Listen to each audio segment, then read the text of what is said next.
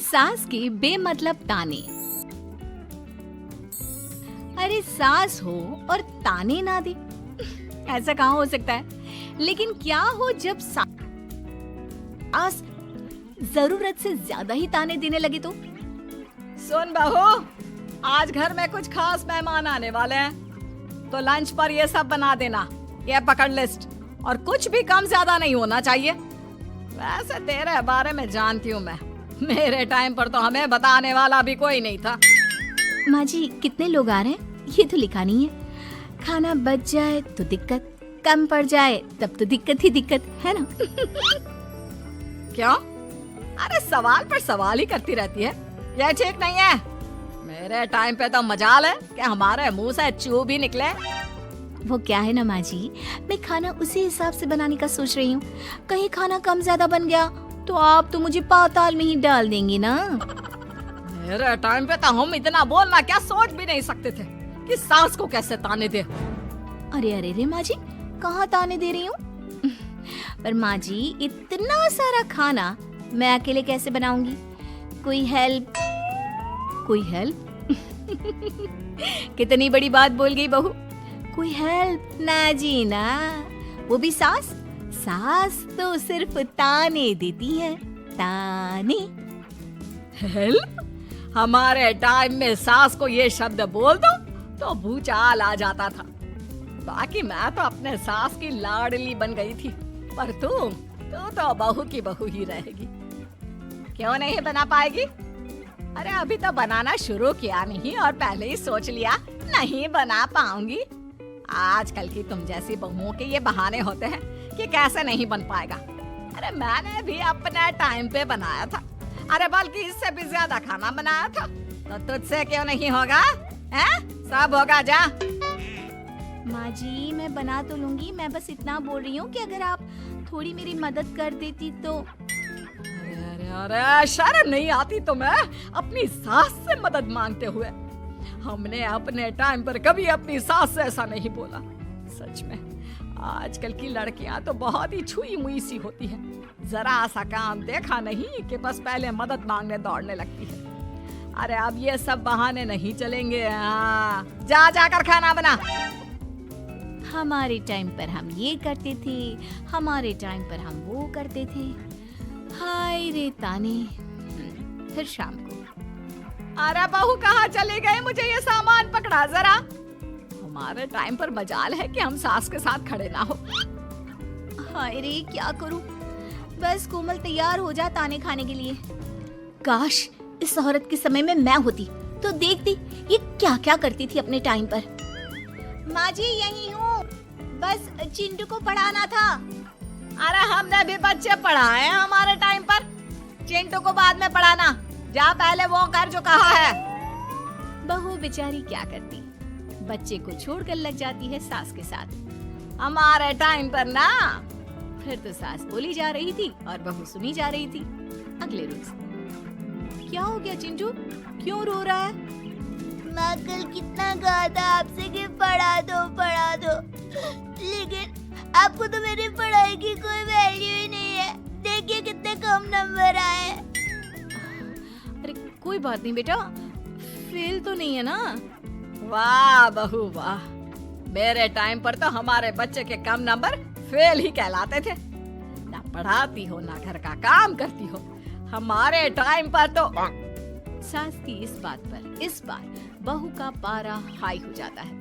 वो सोच लेती है कि अब तो वो पति से बात करके ही रहेगी। अगले दिन। माँ जी सारी सफाई हो गई, मेरी कमर टूट रही है, मैं जरा सोने जा रही हूँ। सोना? अरे हमारे टाइम पर तो हम ये जानते भी नहीं थे कि आराम क्या होता है। पागल हो गई है क्या? रुक अभी, देख उस कोने में देख, मुझे कितनी धूल दिख रही है। और बिस्तर के नीचे तो देख कितना काला पड़ा है। और पर्दों के पीछे खिड़की पर देख जाले लगे हुए हैं, वो कौन साफ करेगा? ऐसी सफाई होती है क्या? जा फिर से कर। मैं तो घर में एक दिन का गंदगी नहीं आने देती थी, लेकिन जब से तू आई है घर की हालत ही खस्ता करती है। अरे माँ तो तू कहाँ गई? तू भी तो यही है।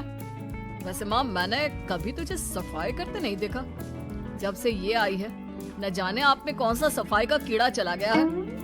हाय रे, हमारे टाइम पर तो पति कभी बीवी की तरफ से बोल दे तो समझो घर का बंटवारा, और यह घर तो मेरे ही नाम से है। तो बेटा निकल ले बीवी को लेकर। हमारे टाइम पर तो। अरे कैसी बात कर रही हो माँ, मैं तो बस मजाक कर रहा था।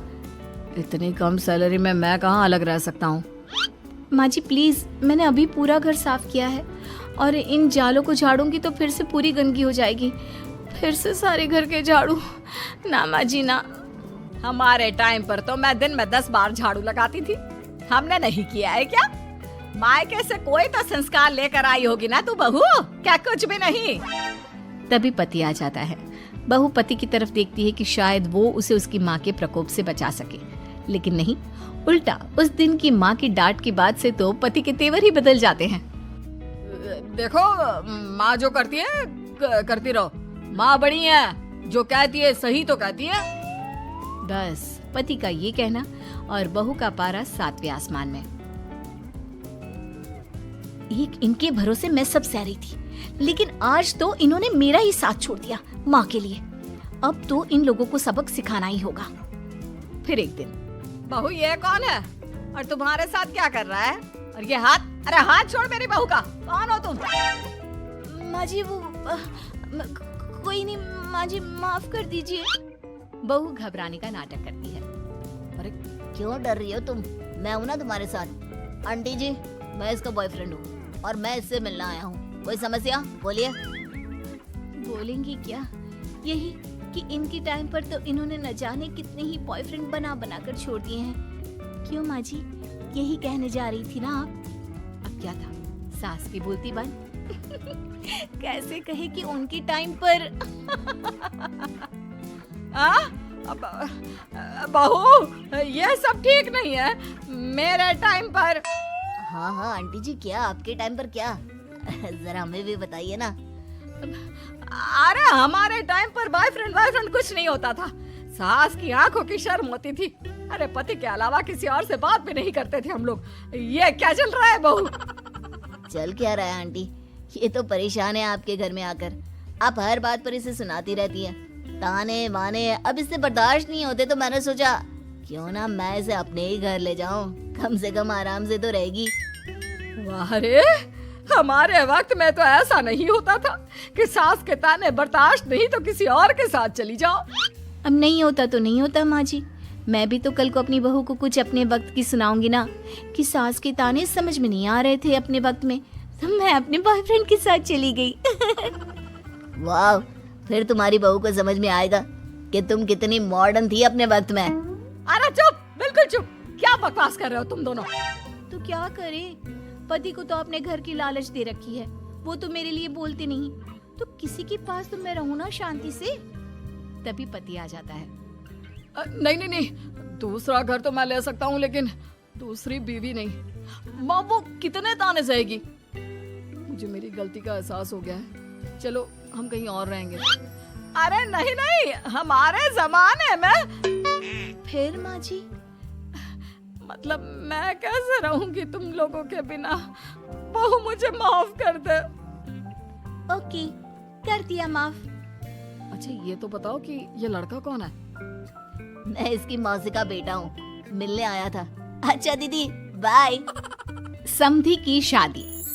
इस कहानी की हीरोइन गंगा है, जो अपनी समधन की मौत के बाद अपने समधी के अकेलेपन को समझते हुए समधी की दूसरी शादी करवाती है। लेकिन उसकी बहू इस बात से बिल्कुल खुश नहीं होती। मुझे लगता है आपको शादी कर ही लेनी चाहिए। आपकी इस उम्र में ख्याल रखने वाला भी तो कोई होना चाहिए ना। वैसे भी आपकी इकलौती बेटी थी, वो भी हम ले गए। अरे इस उम्र में शादी, लोग क्या सोचेंगे और कैसे कैसे बातें बनाएंगे कि जिस उम्र में इसे अपने पोते पोते को गोद में खिलाना चाहिए, उस उम्र में ये शादी कर रहा है। ऊपर से नव्या क्या सोचेगी मेरे बारे में कि माँ को गए हुए 1 साल भी नहीं हुआ और पापा ने दूसरी शादी कर ली। मुझे नहीं लगता इस शादी से नव्या को कोई परेशानी होगी। उल्टा उसे खुशी मिलेगी कि उसकी गैर मौजूदगी में उसके पिता का कोई ख्याल रखने वाला है। क्यों नव्या, सच कहा ना? हाँ मम्मी जी, आप सही बोल रही हैं। ये बोलकर वो अंदर चली जाती है। लीजिए, अब तो आपकी बेटी ने भी हाँ बोल दिया। रही लोगों की बात, तो लोग तो कभी किसी की खुशी देखकर खुश हो ही नहीं सकते। अगर आप लोग खुश रहेंगे तब भी वे बातें बनाएंगे, और अगर आप दुखी भी रहेंगे तब भी बातें बनाएंगे। इसलिए अच्छा यही होगा समधी जी कि आप उनके बारे में सोचना छोड़ ही दीजिए। समधी को सास की बात सही लगती है। वो भी सोच लेते हैं कि बच्ची जिंदगी के लिए कोई हमसफर बना ही लेंगे। आप ठीक बोल रही हैं। जब मेरी प्यारी बिटिया नव्या और उसके ससुराल वालों को मेरी इस उम्र में दूसरी शादी से कोई दिक्कत नहीं, तो परेशानी कुछ है ही नहीं। ऐसे ही सास समधी की दूसरी शादी करवाती है और फिर समधी के घर आ जाती है बहू की नई माँ। कुछ दिनों के बाद बहू अपने मायके अपने पापा और नई माँ से मिलने आती है। मेरा बच्चा कितने दिनों बाद मुझसे मिलने आई है। इधर बैठ, मैं तेरे लिए कुछ अच्छा सा बना कर लाता हूँ। तेरे फेवरेट पास्ता खाएगी ना? पापा आप क्यों? वो कहाँ है? उनसे बोल दीजिए। आप मेरे ही पास बैठकर बातें कीजिए ना। उन्हें क्यों लेकर आए? कोई चैरिटी थोड़ी ना कर रहे हैं। इस उम्र में घर मिल गया, और क्या चाहिए? तभी नई माँ घर में आती है। बेटी की बात सुन रही होती है और सुनकर बहुत दुखी हो जाती है। वो अच्छा, तुम्हारी नई माँ वो जरा किसी काम से बाहर गई हुई है, आती होगी। मैं तब तक तेरे लिए कुछ अच्छा सा बना कर लाता हूँ। ठीक है पापा। लगता है नई माँ के पैर बाहर ही रहते हैं, और आपको ही बनाकर खिलाना था तो क्या करें, छोड़िए। ये बोलकर वो घर में घूमने लगती है और चीजों को देखती है।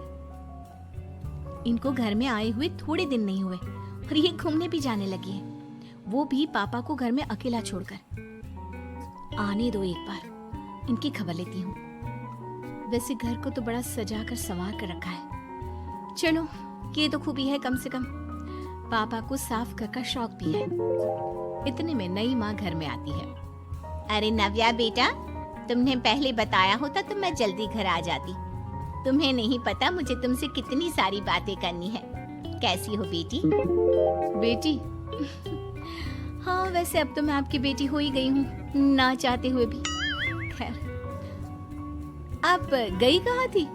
शादी हुए कुछ दिन भी नहीं हुए और आपने घूमने जाना भी शुरू कर दिया। पापा का ख्याल रखने के लिए शादी करवाई है आपकी, जानती है ना?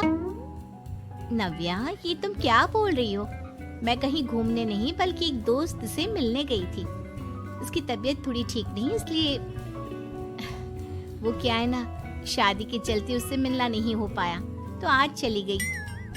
अच्छा, वो भी पापा को यूं घर पे अकेला छोड़कर? आपके लिए आपका ये परिवार ज्यादा जरूरी है या आपके दोस्त? देखिए, ये ठीक नहीं है।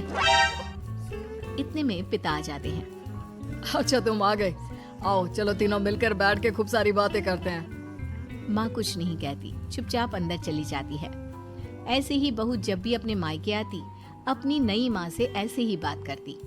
नई माँ बहू के इस बर्ताव से परेशान होकर उसकी सास को बताती है। देखिए माना, वो बेटी है, लेकिन मैंने भी शादी की है। वो बेटी कम, सास सा व्यवहार ज्यादा करती है। अब छोटी है तो कुछ कहना ठीक नहीं लगता। बाकी शादी का रिश्ता लेकर तो आप आई थी, इसलिए आपको बता रही हूँ। मैं शादी करके बहुत पछता रही हूँ। अरे परेशान ना हो, मैं बहू से बात करती हूँ। तभी थोड़ी ही देर में बहू ससुराल आ जाती है। बहू कहाँ थी अब तक? तुम्हें पता है क्या टाइम हो रहा है? अब माँ जी, मैं अपनी एक सहेली से मिलने गई थी, और माँ जी अभी तो 7 बज रहे हैं। अरे इतना लेट कोई घर आने का टाइम है? आज के बाद 6 बजे के बाद तुम घर आई तो तुम्हें घर में एंट्री नहीं मिलेगी। सास बहू के साथ बिल्कुल वैसा ही व्यवहार करती है जैसा वो अपनी नई माँ के साथ कर रही होती है। न जाने माँ जी को क्या हो गया है। मैं कितनी खुश थी कि मायके जैसा ससुराल मिला है। सासू माँ इतनी अच्छी थी। फिर अगले रोज, बहू, मेरे बेटे को पौष्टिक खाना दिया कर। क्या ये पास्ता पिज्जा बनाती रहती है? इसलिए शादी नहीं करवाई थी मैंने अपने बेटे की। ठीक है माँ, मैं बना दिया करूंगी ऐसा खाना। लेकिन माँ जी, आपको हुआ क्या है? पहले तो कभी आपने ऐसा नहीं किया, तो ये अचानक से मुझसे कोई गलती हो गई है क्या माँ? क्यों? ऐसे नहीं बोल सकती। समझ ले, ये तेरी सास का हुक्म है। ऐसे ही सास बहू को अपने सास वाले तेवर दिखाकर कभी डांटती तो कभी ताने मारती, पर बहू बेचारी बिल्कुल समझ नहीं पाती। एक दिन, बहू ये क्या बेफिजूल खर्चा करती रहती है? परसों ही तुमने अपने लिए एक साड़ी ली थी और आज फिर से। तुम्हें क्या लगता है पैसे क्या पेड़ पर होते हैं कि जब मन करा तोड़कर सामान ले लिया करा? हैं? वो माँ जी बहुत अच्छी लगी तो ले आई। अच्छी लगी तो ले आई। यहाँ मेरा बेटा अपना खून पसीना एक करके पैसा कमा रहा है और तुम उसी पैसे को बर्बाद करने में कोई कसर नहीं छोड़ती। माँ जी आप मुझे ऐसा क्यों बोल रही है? मैं आज के बाद कभी शॉपिंग पर नहीं जाऊंगी, लेकिन प्लीज आप मुझसे ऐसा बर्ताव मत कीजिए। इससे पहले कभी आपने मुझे छोटी छोटी चीजों के लिए नहीं डांटा। ये अचानक ऐसा क्यों? मुझे बिल्कुल अच्छा नहीं लग रहा। देख बहू, मैंने तेरे साथ जब टिपिकल सास जैसा बर्ताव किया तो तुझे इतना बुरा लगा। सोच तेरी नई माँ को कैसा लगता होगा जब तू उनके साथ हमेशा ऐसा बर्ताव करती है। तो माँ जी आपने इतना सब कुछ बस इसलिए किया? आप मुझसे नाराज नहीं हो, गुस्सा नहीं हो?